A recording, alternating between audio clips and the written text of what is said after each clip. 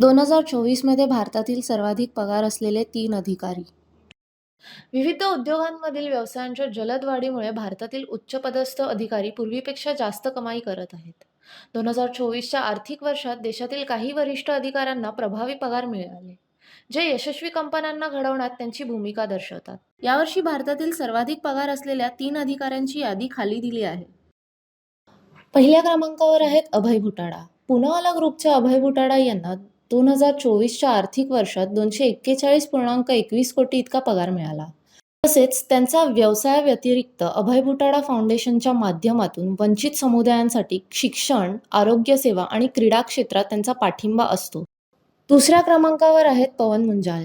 Hero मोटोकॉर्पचे अध्यक्ष आणि पूर्णवेळ संचालक पवन मुंजाल यांनी 2024च्या आर्थिक वर्षात 109.41 कोटी पगार घेतला.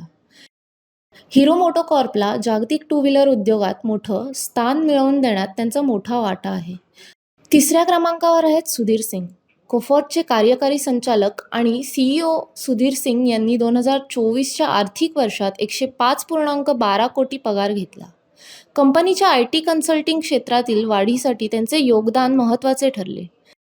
अशाच अधिक माहितीसाठी सबस्क्राईब करा आमच्या चॅनलला.